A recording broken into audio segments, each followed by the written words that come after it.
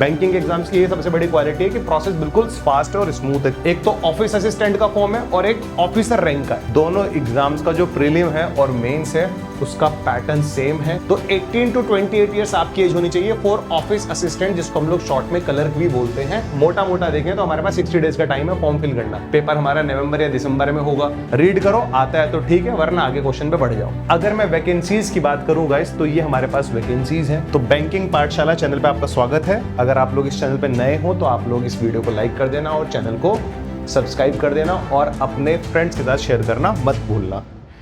Hi everyone, so welcome to our channel banking Pathshala. आप लोगों को पता होगा 1 सितंबर को हम लोगों का आईबीपीएस जो रीजनल रूरल बैंक्स का एग्जाम कंडक्ट कराता है उसका नोटिफिकेशन आ चुका है। ठीक है, शॉर्ट में हम इसको आरआरबी बोलते हैं। ठीक है, आरआरबी का एग्जाम जो हमारा है 2025 का, उसका नोटिफिकेशन आईबीपीएस ने आउट कर दिया है। ठीक है, आईबीपीएस कंडक्टिंग बॉडी है जो इस एग्जाम को कंडक्ट करा रहा है। ठीक है, तो आगे बढ़ते हैं गाइस। सबसे पहले कुछ इंपॉर्टेंट डेट्स के बारे में डिस्कशन कर लेते हैं। क्या इंपॉर्टेंट डेट्स है आईबीपीएस आरआरबी की एग्जाम्स की? सबसे पहले अगर मैं आप लोगों को बताऊं, आपका जो फॉर्म फिलिंग डेट्स हैं, ठीक है, अगर मैं फॉर्म फिलिंग डेट्स की बात करता हूं गाइस, तो आप लोग 1 सितंबर से लेकर 21 सितंबर तक फॉर्म फिल कर सकते हो। ठीक है, यहां पर बोला गया ऑनलाइन रजिस्ट्रेशन का डेट है वो 1 to 21 है। पेमेंट का भी जो डेट है वो भी आपका 1 to 21 है गाइस। फॉर्म भरने के बाद आप पेमेंट भी इन्हीं डेट्स में कर सकते हो। ठीक है, मोटा मोटा मैं आप लोगों को बता देता हूं। ठीक है, जो हमारा प्रीलिम एग्जाम्स है, ठीक है, ऑफिसर रैंक का हो चाहे ऑफिस असिस्टेंट का हो, ठीक है, वो नवंबर या दिसंबर 2025 में हो जाएगा। अभी एग्जैक्ट डेट्स आउट नहीं हुए कि कौन से दिन एग्जाम होगा। ठीक है, फिर हमारा जो रिजल्ट है वो एक महीने बाद दिसंबर या जनवरी में हमारा आउट हो जाएगा। ये बात समझ में आने लग रही है आप लोगों को? तो हमारा अब अगर हम पूरा का पूरा डिस्कशन देखें, पूरा का पूरा डेट्स देखें कि इतना हमारे पास टाइम है। सितंबर का टाइम है आपके पास, पूरा अक्टूबर का टाइम है। अगर मैं बात करूं, अगर हमारा एग्जाम नवंबर में भी होता है तो नवंबर के भी कुछ डेज होंगे। अब नवंबर तो हो सकता है फर्स्ट वीक ऑफ नवंबर में हो जाए, लास्ट वीक ऑफ नवंबर में हो जाए, तो मोटा मोटा हमारे पास 60 डेज का टाइम तो देखो आराम से है। ठीक है, और इन 60 डेज में आप अपनी प्रिपरेशन को आराम से बूस्ट करके एग्जाम को क्रैक कर सकते हो। ठीक है, फिर आगे देखें हम लोग, ये हमें रिजल्ट का टाइम बता रखा है। ठीक है, अभी हम मोटा मोटा देखें तो हमारे पास 60 डेज का टाइम है फॉर्म फिल करना। और यार प्लीज आप लोग लास्ट डेट का वेट मत करना कि आप 21 को ही फॉर्म भरोगे। ठीक है, कोशिश करो 10 सितंबर तक अपना फॉर्म फिल करके प्रिपरेशन में लग जाओ। आगे बढ़ते हैं गाइस जरा। ठीक है, हाँ, ये बाकी डेट्स भी आप लोग देख लेना। ठीक है, कि बाकी डेट्स कब कब है। जैसे अगर मैं आप लोगों को बताऊं, रिजल्ट हमारा जनवरी 2026 में आ जाएगा। ठीक है, और फिर कॉल लेटर फॉर इंटरव्यू के लिए कॉल लेटर्स भी हमारे जनवरी में ही आ जाएंगे और हमारे इंटरव्यू जनवरी या फरवरी में ही होंगे। बहुत फास्ट प्रोसेस होता है बैंकिंग के एग्जाम्स का, एसएससी की तरह नहीं है जो बहुत एग्जाम्स डिले हो जाते हैं। बैंकिंग एग्जाम्स की ये सबसे बड़ी क्वालिटी है कि प्रोसेस बिल्कुल फास्ट है और स्मूथ है, क्लियर है। ठीक है, आगे बढ़ते हैं, एलिजिबिलिटी पे बात कर लेते हैं। ठीक है, ये तो पता ही होना चाहिए आप लोग, अगर आप सिटीजन हो इंडिया के, नेपाल के, भूटान के या तिब्बतन के, ये पूरा इन्होंने दे रखा है। ठीक है, ये मुझे लग रहा है कि इसके अलावा तो बाकी बहुत कम लोग होंगे जो इस फॉर्म को भरते होंगे। फिर भी आप लोग एक बार देख लेना कि कौन कौन बच्चा एलिजिबल है on the basis of nationality की, सिटीजन आप कहां के हो। फिर दूसरा आता है कि यार जो हमारे देखो दो तरह के फॉर्म्स हैं, एक तो ऑफिस असिस्टेंट का फॉर्म है और एक ऑफिसर रैंक का है। ठीक है, तो ऑफिस असिस्टेंट के लिए जो आपकी एज होनी चाहिए वो 18 से लेकर 28 तक होनी चाहिए, जनरल कैंडिडेट्स के लिए है। बाकी जो अदर हमारे पास कैटेगरीज होती हैं, ओबीसी, एससी, एसटी, उनमें कुछ एज का रिलैक्सेशन भी होता है। तो 18 to 28 ईयर्स आपकी एज होनी चाहिए फॉर ऑफिस असिस्टेंट, जिसको हम लोग शॉर्ट में क्लर्क भी बोलते हैं। यानी कि आपकी एज इससे पहले की नहीं होनी चाहिए और इससे लेट की नहीं होनी चाहिए। ठीक है, इससे पहले का आपका बर्थ नहीं होना चाहिए और इससे लेट नहीं होना चाहिए। तो अगर आप इनके बीच में आपका बर्थ हुआ है तो आप लोग एलिजिबल हो इस एग्जाम के लिए। बाकी कैटेगरीज के लिए जैसे मैंने बोला है वहां पे थोड़ा सा रिलैक्सेशन होता है।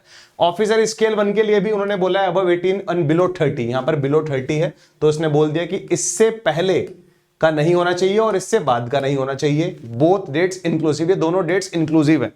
मतलब अगर आपका जो बर्थ है वो 2/9/1995 को है तो आप भर सकते हो फॉर्म, कोई टेंशन नहीं है, ये डेट्स इंक्लूसिव है इसमें। ठीक है, फिर ऐसे ही ऑफिसर स्केल सेकंड का जो हमारा है अबव 21 और बिलो 32, और फिर ऐसे ही हमारा ऑफिसर स्केल थर्ड का अबव 21 बिलो 40। ये तो बाकी खैर हमारे जो होते हैं डिपार्टमेंटल एग्जाम्स, मतलब इनमें कुछ एक्सपीरियंस चाहिए होता है इन एग्जाम्स को भरने के लिए। ठीक है, आपने बैंकिंग में इतने साल जॉब करी है तो तब आप इनको ज्यादा प्रायोरिटी पे रखते हो। ठीक है, चलो एजुकेशनल क्वालिफिकेशन देखें तो क्या क्या होनी चाहिए। ऑफिस असिस्टेंट यानी क्लर्क के लिए बैचलर डिग्री, ठीक है, and proficiency in local language as prescribe by the participating RRBs. मैं आपको बता दूंगा जो रीजनल रूरल बैंक्स हैं, क्योंकि वो हमारे स्टेट वाइज होते हैं। अब आपको पता होगा इंडिया में अलग अलग स्टेट की अलग अलग लैंग्वेज होती है।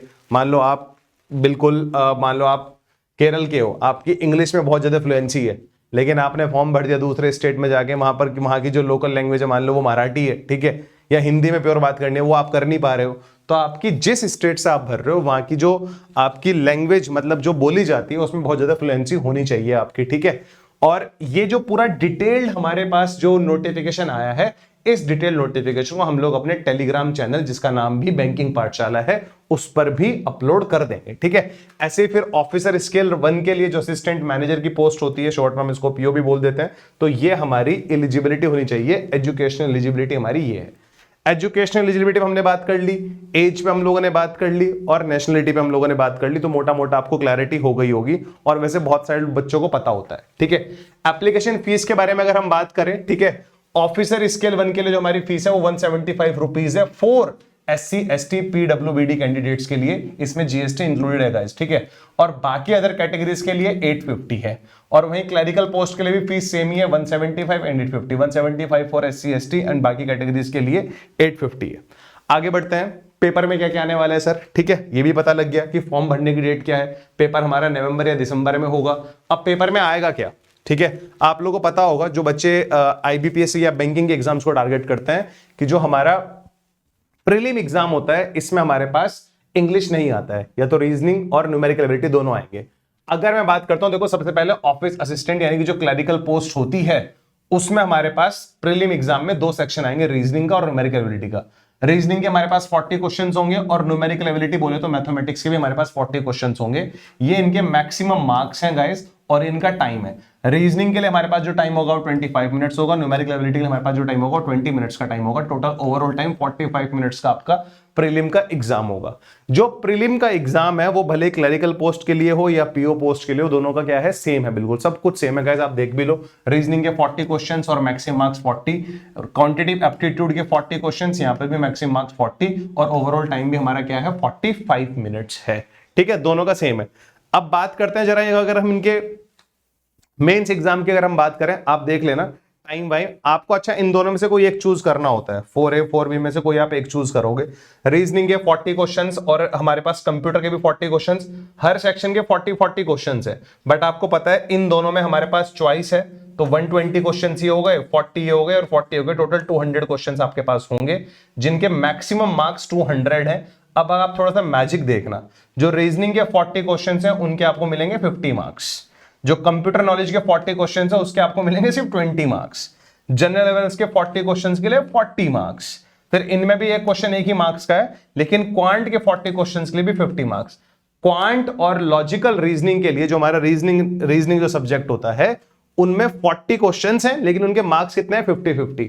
वहीं अगर बात करी जाए कंप्यूटर नॉलेज के, क्वेश्चन तो 40 है लेकिन उसके मार्क्स कितने हैं, 20 हैं, मार्क्स जस्ट हाफ हो गए नंबर ऑफ क्वेश्चन से, और इसी हिसाब से इनका टाइम हमें डिवोट किया हुआ है। अगर आप लोग देखोगे, क्योंकि यार सिंपल सा है, कंप्यूटर नॉलेज और जनरल अवेयरनेस में तो क्या होगा, क्वेश्चन रीड करोगे आता है तो टिक कर दोगे, बहुत कम टाइम लगने वाला है आपको जनरल अवेयरनेस और कंप्यूटर नॉलेज के क्वेश्चन को सॉल्व करने के लिए, ठीक है। अगर मैं बात करता हूं रीजनिंग की, तो आपके पास 30 मिनट्स का टाइम होगा, क्वांट में यानी कि न्यूमेरिकल एबिलिटी में भी आपके पास 30 मिनट्स का टाइम होगा। फिर बात करी जाए हिंदी इंग्लिश लैंग्वेज में भी आपके पास 30 मिनट्स का टाइम होगा, जो भी सेक्शन आप चूज करोगे, और कंप्यूटर नॉलेज और जनरल अवेयरनेस यानी करंट अफेयर्स के लिए आपके पास 15 मिनट्स होंगे, भले वहां पे 40 क्वेश्चंस हों, ठीक है, आप देख लो अब, ठीक है, मतलब मोटा मोटा आपको जनरल अवेयरनेस और कंप्यूटर नॉलेज का एक क्वेश्चन को सॉल्व करने के लिए आपके पास 20 से 25 सेकंड्स का टाइम होगा, उस टाइम में आपको उस क्वेश्चन को सॉल्व करना होगा। रीड करो, आता है तो ठीक है, वरना आगे क्वेश्चन पे बढ़ जाओ, ठीक है। चलो जी, और लगभग हमारे पास यही पैटर्न हमारा कौन से है हमारे पास, मेंस के लिए, ठीक है, क्योंकि प्रीलिम दोनों का सेम है। मेंस देख लो, रीजनिंग के वही 40 क्वेश्चंस 50 मिनट्स, कंप्यूटर नॉलेज के वही 40 क्वेश्चन 20 मिनट्स, ये आधा हो गया। जनरल अवेयरनेस 40 क्वेश्चंस 40 मिनट्स, ठीक है, 40 क्वेश्चंस एंड 40 मार्क्स, ये टाइम यहां पर है, ये मार्क्स हैं, शायद मैंने मिनट्स बोल दिया होगा, ठीक है। क्वांटिटेटिव एप्टीट्यूड के 40 क्वेश्चंस और हमारे पास 50 मार्क्स, रीजनिंग और क्वांट के 40 क्वेश्चंस के लिए आपको 50-50 मार्क्स मिलेंगे, बट वहीं पर अगर मैं बात करूं कंप्यूटर नॉलेज के 40 क्वेश्चंस के लिए 20 मार्क्स मिलेंगे, और जनरल अवेयरनेस के 40 क्वेश्चन के 40 मार्क्स मिलेंगे। इन दोनों में से आपको कोई एक करना होगा, 40 क्वेश्चन होंगे, 40 मार्क्स होंगे। लगभग हमारे पास वही टाइम है जो हमारे पास क्लरिकल का जो हमारा मेंस एग्जाम था उसका था। तो लगभग आपको इतनी क्लैरिटी हो गई होगी कि यार हमारे पास दोनों एग्जाम्स का जो प्रीलिम है और मेंस है उसका पैटर्न सेम है।